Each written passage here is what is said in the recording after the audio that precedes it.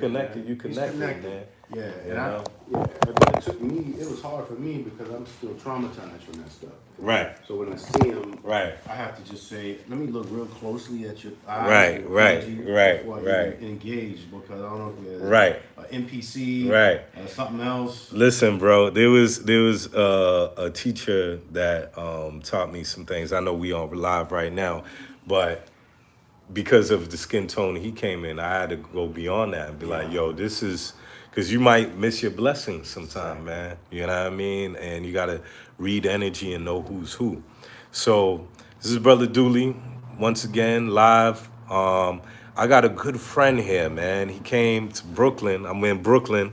I come down here once a week, man, to do healing work with folk. And I got Brother Bryant. You know what I mean? He's a Brooklyn born brother here, lives in Maryland area, and he's dealt with the Iboga, man. And I wanted him to tell the family out there a little bit about what Iboga is, and the benefits of it and how this could really help our people. First time I heard about Iboga was several years ago. I read this book called Supernatural by the author Graham Hancock. Great book. And I was reading this book, and they had the chapter on Iboga, and he talked on about the plant, and saying how this particular medicine is a time travel medicine. So I was like, time travel medicine. I was like, what is this? Maybe do a little more research on this thing here.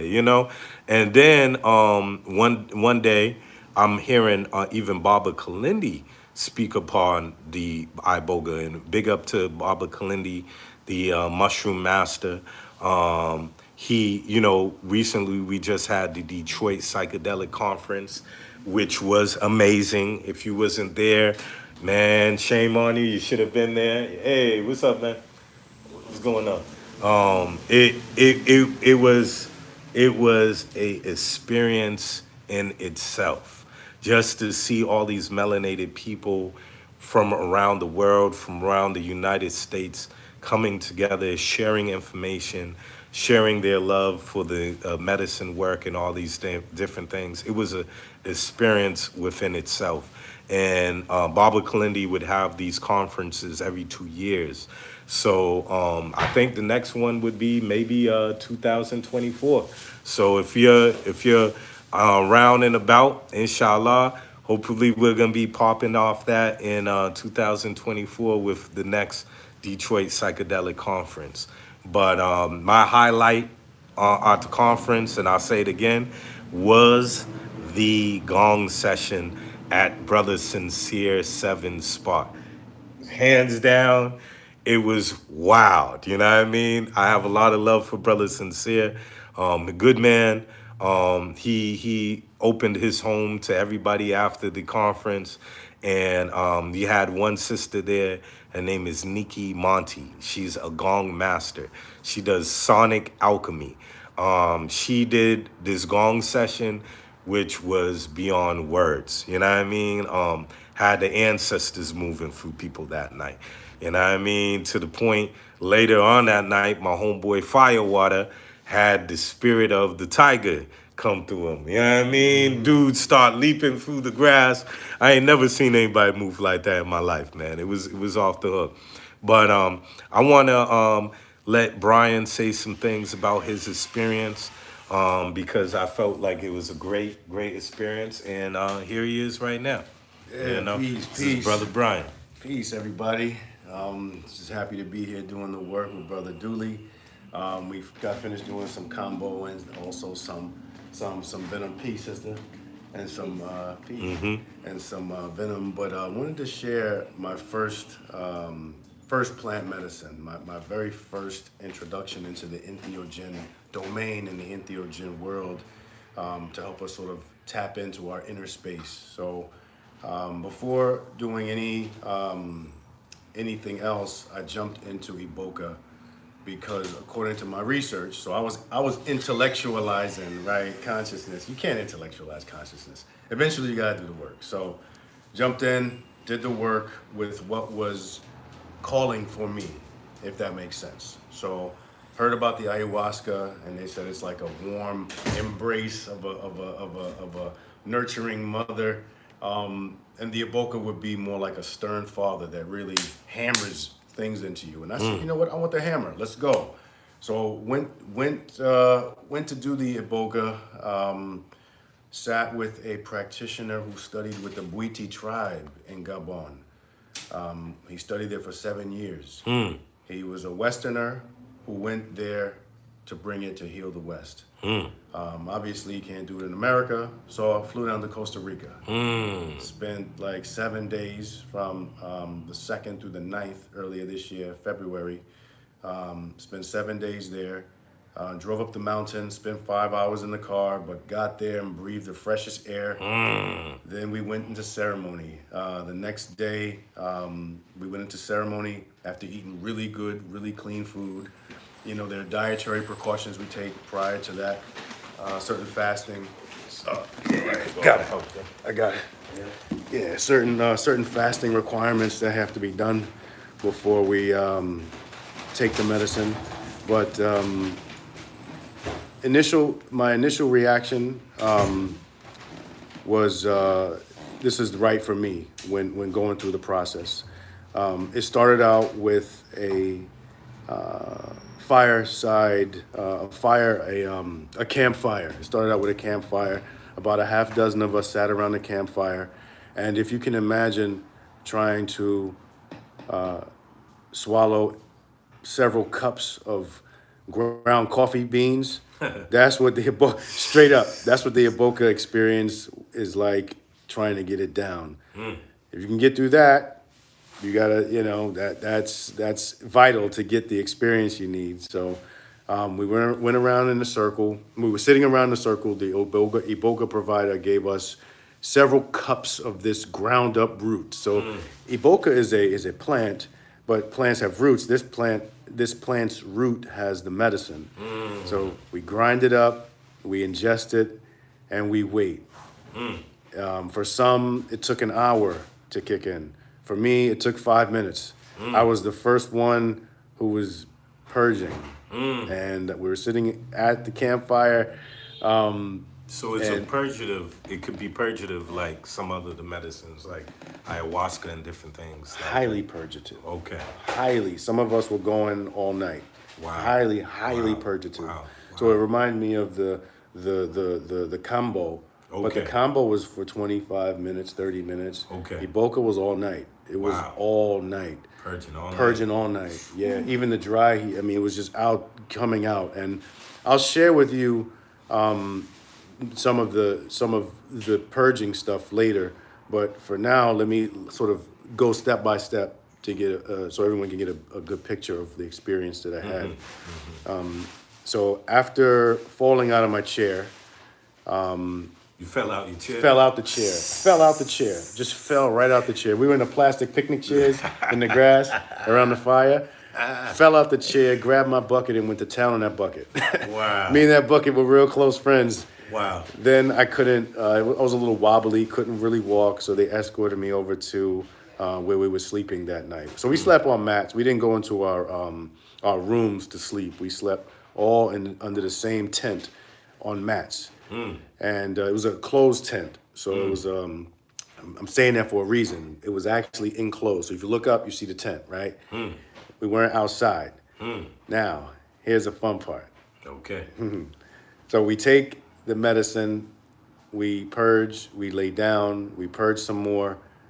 Then while we're laying down, we place an eye mask on that allows no light to penetrate. So it's a total blackout eye mask. And when the blackout eye mask was on, the Iboga provider went around from person to person doing various things. I really didn't know, really didn't care what was going on. I was trying to just focus on me so I can tell you what happened with me. Right. I don't know what he did with others, but he came to me, put his finger on my forehead, rubbed some turmeric pygmy paste here. Mind you, I'm blindfolded, right? Looking straight up at the ceiling of the thing. Taps my forehead, right? My eyes are closed. Taps my forehead and says, "Can you see my finger?" I said, dude, and in my mind, I'm like thinking, like, come on, my eyes are closed, blindfolded, and you're touching here. Obviously, I can't see. I see it, and then just like that, so I'm watching and I'm having sight beyond sight Wow. with the Iboga. Wow.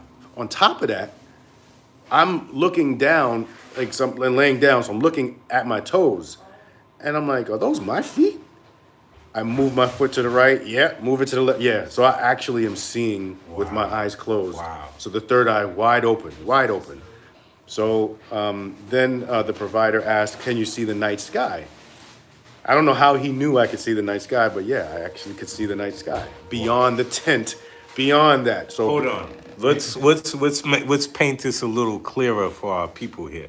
So you're telling me you have a blindfold on, right? eyes closed. Eyes closed, and you're able to see not only beyond the blindfold, but you're even seeing beyond the enclosed place Yes. that you're in, and now you're seeing the night sky. That's right. Wow, that's crazy. Okay, Yeah, continue, please. And that's just the tip of the iceberg. Okay, So okay. once the medicine allows you to have sight beyond sight, it's almost as if you're traveling. Not just you can see, but you are out of yourself seeing. Not just seeing here, but you're out of yourself. So Hold on, I have to.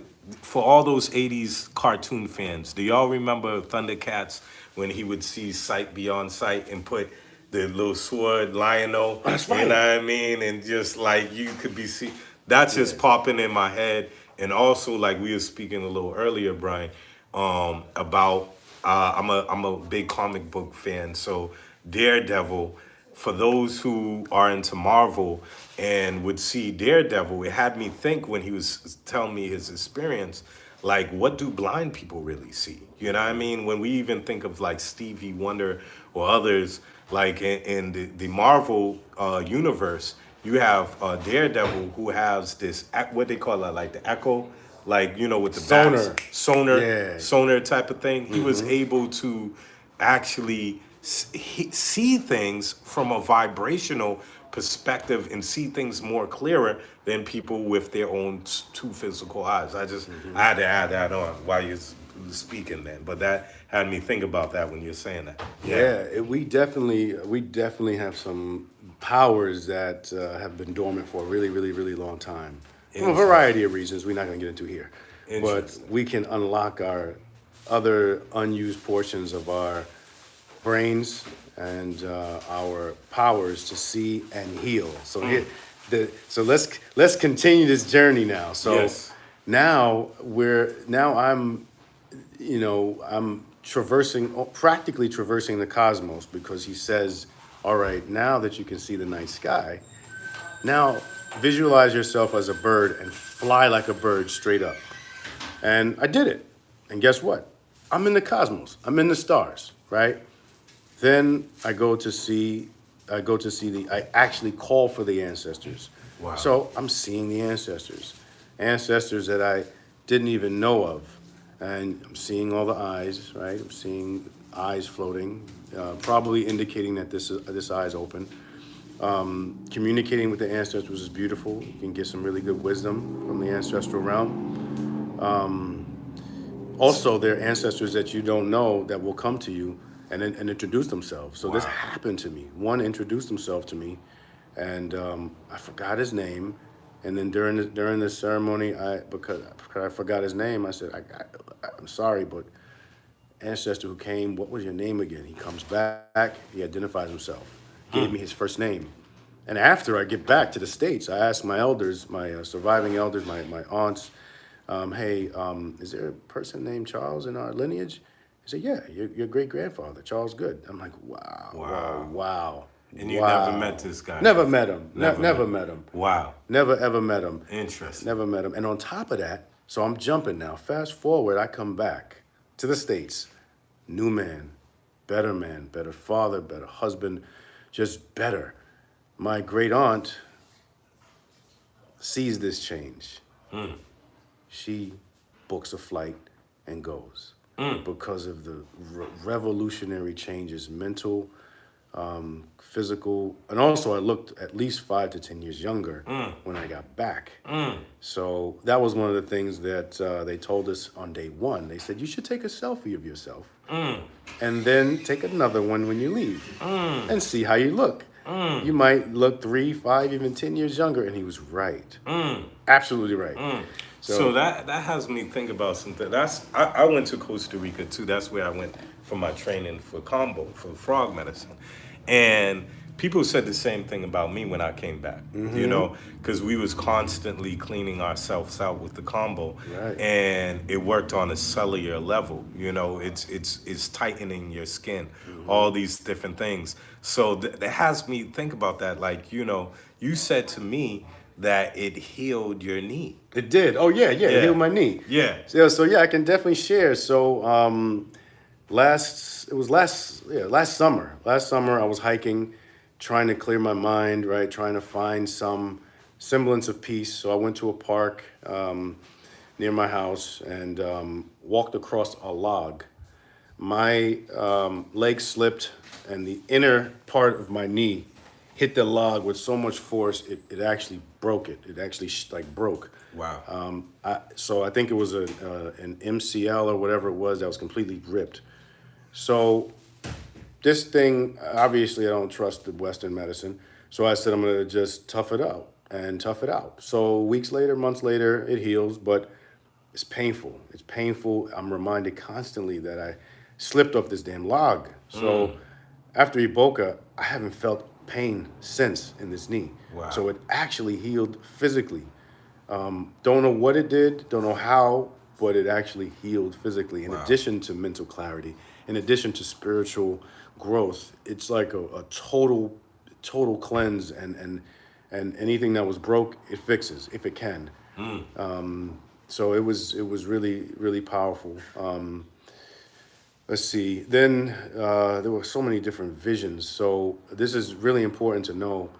I've never heard anybody speak or say this, but this is important to know, and it'll change the way we look at not just the planet, not just the world, but not just the propaganda on television, but every time I would get a vision while on the medicine during ceremony. And ceremony lasted all night, no break. I mean, no sleeping, none of that. So we're up pretty much all night on